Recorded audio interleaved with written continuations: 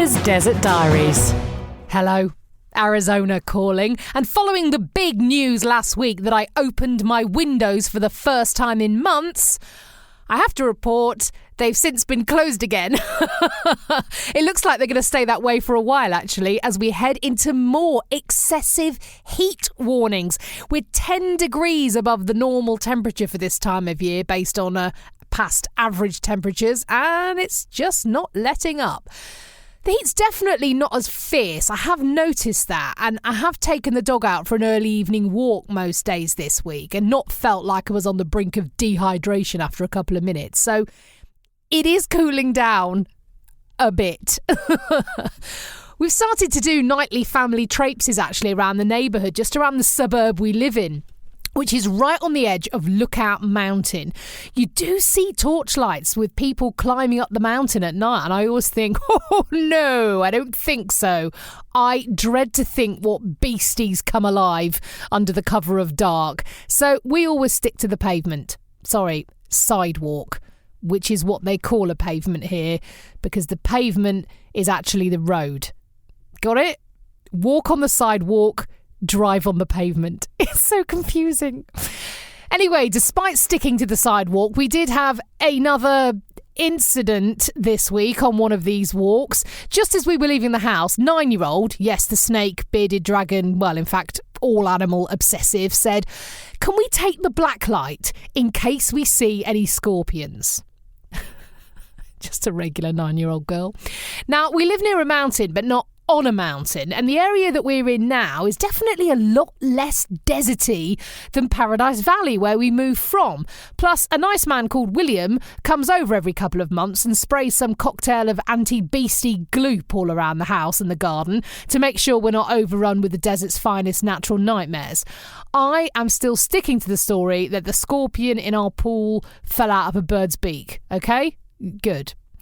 Anyway, as I've also explained before, scorpions glow in the dark like some hideous fluorescent creature fresh from the gates of Hades, just in case the thought of them wasn't scary enough. So we're like, yeah, okay, we kind of humour her, thinking we're not going to see anything. We're in a suburb, we're not on a mountain. But we got the black light and we walked out of our front door. I'm not exaggerating when I say we had gone approximately 10 paces when Britta yelled, "I've got one!" And sitting there right next to our mailbox where, oh God, on most days I walk to get the post barefoot, was a scorpion in all its fluorescent glowy horror.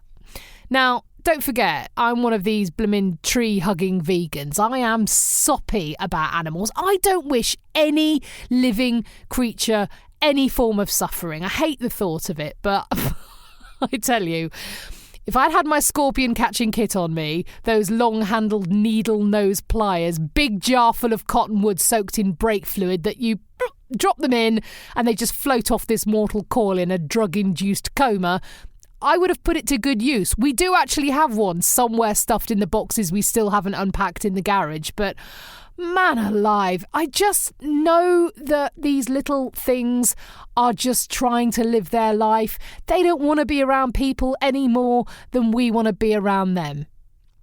But I'm scared of them. I just find a visceral reaction when I see a scorpion. I don't want them around. Dave's colleague, the one that we called Jason a couple of weeks ago because his name's Jason, the man who had a welcoming committee of 2 diamondback rattlesnakes on his porch, his daughter, who's 16, was lying in bed the other day. She saw a shadow cast over her bed, looked up to see a scorpion on the light bulb, which promptly fell off the light bulb onto her bed and stung her. I mean, this is the stuff of nightmares, right? Arizona bark scorpions can actually be fatal. They're usually not, which is great, unless you're a very young or a very old person. You've got to be so careful. Luckily, she recovered, but that nasty sting hurt her for days and days and days. She was in a lot of pain. Anyway, our scorpion freaked out after a few seconds and ran off. Oh, good. I don't know where to. But I tell you what, I'm wearing shoes next time I go and get the mail. I promise you that. I had more adventures in healthcare this week too. Firstly, I've been really, really guilty of doing the thing that so many of us do and ignoring a health issue for ages because I didn't have time to sort it out. So, for the last 10 months, can you believe, I've had a horribly swollen tendon in my left elbow. I've had to sleep with it raised up on 2 pillows. There were days it was so bad I couldn't hold a phone to my ear or even get dressed.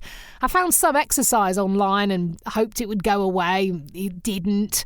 Now, it's not just because I'm so busy. It's also because it's such a mission to try and work out how to get help. It just really puts me off. In England, what do? You phone up your GP, you see your GP, they sort you out or they book you in with someone else. That's it, okay?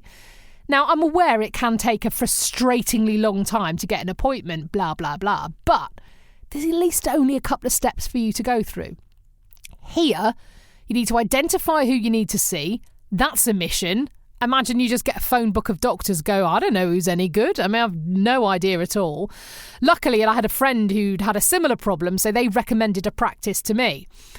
Or else, where do you even begin? So you then call your insurance company and find out if this doctor is in network, which means they have kind of an agreed list of prices with your insurer. You then need to find out if you need a referral from your general doctor before the insurance will allow you to go and see the specialist, or if your plan allows you just to go and see a specialist.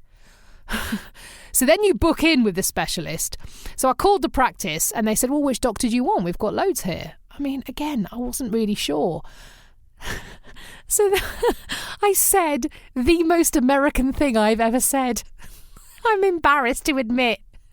I actually uttered the phrase, well, who's your best elbow guy? Who even am I? Anyway, I booked in with a doctor. He gave me x-rays and advice and some physical therapy and a cortisol injection into my elbow. And all I could think was, how much is this going to cost? I mean, I've got no idea. Did I need the x-ray? Well, I did, so they could check if it was a bone issue. Did I need the injection? Oh, man, I really did. The pain was so bad. Side note, I actually had 2 jabs, and after he'd done them, I said, wow, that's magic. It feels amazing. And he was like, yeah, no, that's the local anaesthetic I injected in first. I was like, oh, curses. I then got booked in for a course of physical therapy, and again, all I could think was, well, how much is all this going to be? It feels really weird to even have a mental conversation before a doctor gives you the care you need. Do I need this? Is it bumping up my bill? So I'm very pleased to report that my arm feels a lot better, but until that bill lands on my doorstep, well, I just feel really nervous. And you might say, well, why don't you find out before? And yes, in some cases that is possible, but until a doctor sees you, does he or she know what they're going to need to do to fix you? No. And they're not the ones putting the bill together. You can't stop mid-treatment and say, how much is this injection? And this one? They don't know, because every health plan is different. Every insurance company is different. So it's impossible to know. Did you know that admin costs add up to 30% on your medical bills in this country? Imagine if you could streamline the process. My arm, however, is nothing compared to the operation my daughter's having. At the time of speaking to you, she's due to go in tomorrow, and when you hear this, she will be in hospital. I still don't know how much it's going to cost. I've made about 678 phone calls and no one can tell me. I know it's between $4,000 and $6,000, but when I pointed out that $2,000 is quite a large differential, it's not like saying, oh, well, it's $100 or $110. I mean, I got the sense that this sort of large bracket wasn't unusual. It's really confounding. Whenever someone we love has any kind of health issue, it's so stressful, isn't it? It's a really upsetting time. And imagine also having to worry about the logistics of how you get care. Making sure the person you're seeing is allowed on your insurance plan, waiting for that bill, wondering if that x-ray is really needed. All these other things that I've been so lucky I've never had to consider. The lovely young women behind the desk at the physical therapy place asked where I was from and asked how I got care in England. I explained how the NHS worked and one of them said, and you left that why? It's a fair question. For now, though, all I'm thinking about is my littlest daughter and her operation. I feel sick. I really do not know how on earth families with poorly children cope. If that is you, for what it's worth, I'm sending you loads and loads of love and mental support, because I don't know how you do it. The fact is that tomorrow, for the first time ever, she's going under general anaesthetic. Nobody knows how she's going to cope with that. Her masto means that she might go into anaphylactic shock. So I'm concentrating on the fact that if she does, she's in the best place, a top children's hospital with the best staff. But whilst her being okay is of course the number one priority, I hate the fact that I can't help but think, oh blimey, if she does go into shock, if she does need that emergency care, how much is that going to cost? Keep her in your thoughts if you can. I'll see you in the desert.